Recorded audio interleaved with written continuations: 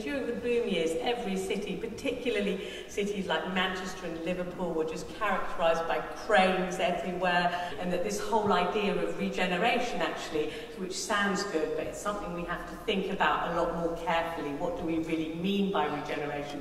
Well, it seems to me that we mean actually creating places which all seem to be strangely similar wherever they might be. And the reason I'm showing this is because what I'm trying to get across is that all over Britain, in all our towns and cities, whether development was in large areas or in small areas, this has become the template for all new development today. So this is what I call the privatised city, and there are two elements to this privatised city. There's actually some more elements that I'll talk about later relating to the housing crisis, but these are the elements I talk about in the book. It's the idea of private ownership of places based on a Canary Wharf type model, Canary Wharf being the City of London's major financial district.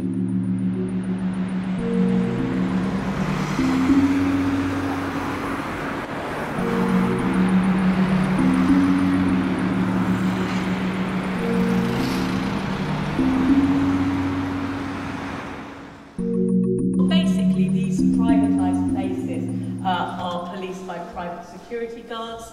They have what's called defensible architecture, and there's very strict rules and regulations over what you can and can't do in these places, from skateboarding, rollerblading, cycling, and absolutely critical, I think, no political protest.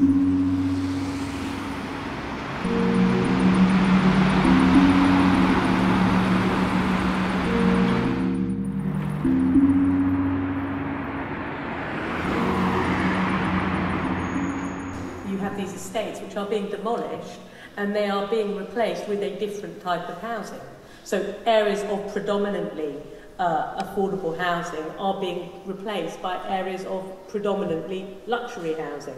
So, I mean, for me, the problem very much is with the sort of the vision, if you like, of London's government in actually changing the social demographic of areas in that way.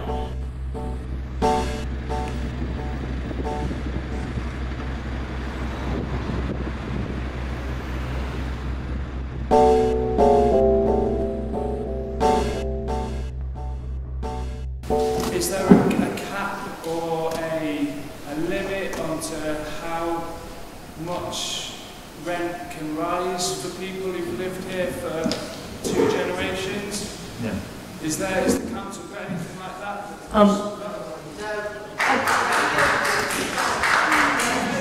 I'll just say something really brief on that, which is that we don't have any rent controls in the UK, and it's a massive campaigning point for lots of the emerging housing protest groups like Radical Housing Network.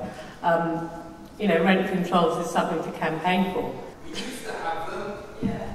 We don't have rent control now. We do, in local policy, have 30 to 40% preference for 30 to 40% social affordable housing in any major new development. And the Fifth Capital Scheme proposes 7% affordable housing that is likely to be shared ownership, which...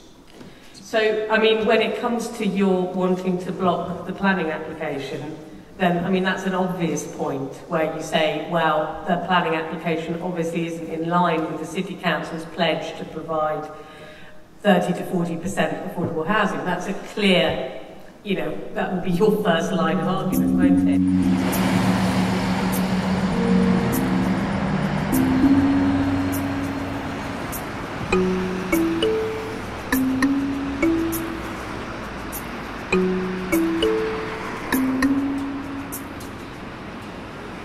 We did actually do a very, very thorough consultation. We actually did actively seek out a real representation of this local neighbourhood.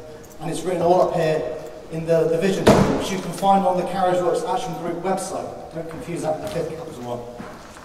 This evening here we've got these little forms. This is just how you submit an objection. If we're going to move forward peacefully, please, then we at least need to take part in the proper channels, which is to put an objection in. So please, you're all here this evening, if all of you just put some objections in, and then we can actually maybe get heard. But if we don't do this bit, then we're just asking for trouble.